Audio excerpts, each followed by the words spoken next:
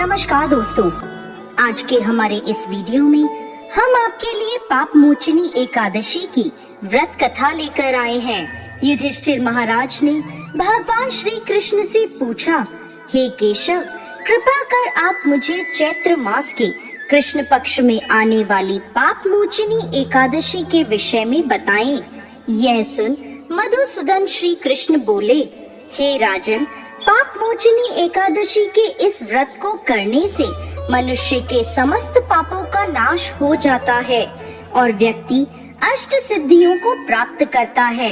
पाप मोचनी एकादशी की व्रत कथा के अनुसार अनेक वर्षों पूर्व देवताओं के कोषाध्यक्ष कुबेर के पास चैत्ररथ नाम का अत्यंत सुंदर उपवन था, जिस उपवन में भोलेनाथ के परम भक्त मेधावी ऋषि तपस्या कर रहे थे।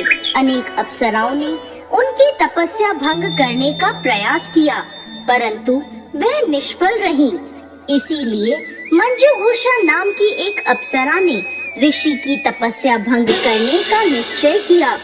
मेधावी मुनि के आश्रम से कुछ दूरी पर वह मधुर वीणा बजाने लगी और गायन करने लगी। मेधावी मुनि घूमते हुए उसकी ओर गए और उसे इस प्रकार गायन करता हुआ देख मोह के वशीभूत हो गए और उसके साथ रमण करने लगे। भगवान भोलेनाथ के रहस्य को वह भूल गए। ऐसे ही रमण करते हुए बहुत समय बीत गया।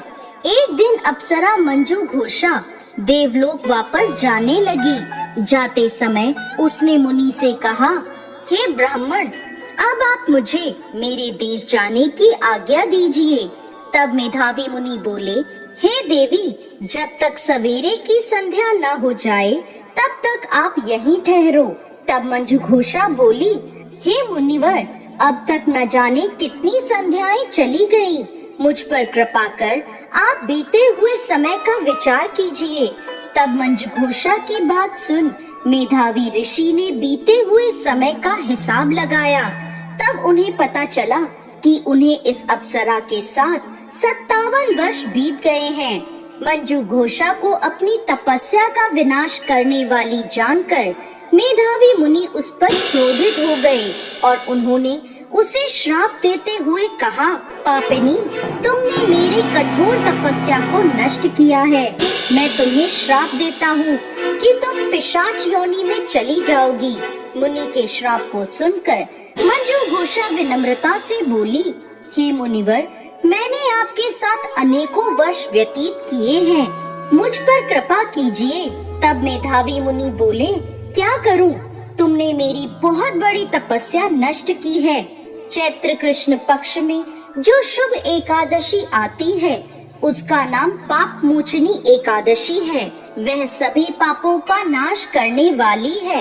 हे सुंदरी, इस एकादशी का व्रत करने पर तुम्हें पिशाच योनि से मुक्ति मिल जाएगी। ऐसा कहकर मेधावी मुनि अपने पिता च्यवन मुनि के आश्रम में चले गए। उन्हें देखकर च्यवन मुनि ने पूछा, बेटा, यह क्या अनर्थ कर दिया? तुमने तो अपने पुण्यों का नाश कर दिया।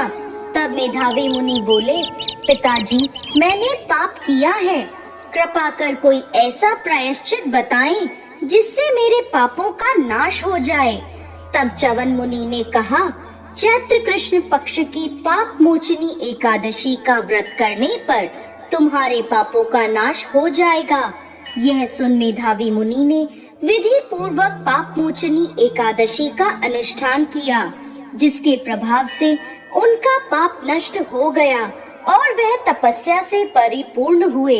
इसी प्रकार मंजुघोषा ने भी पाप मोचनी एकादशी के उत्तम व्रत का पालन किया, जिसके प्रभाव से वह पिशाच की योनि से मुक्त हुई और दिव्य रूप धारण कर स्वर्गलोक चली गई।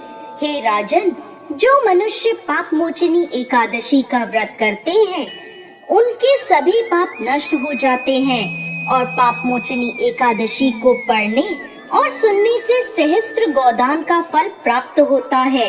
यह व्रत बहुत पुण्यकारी है। जय श्री हरि विष्णु।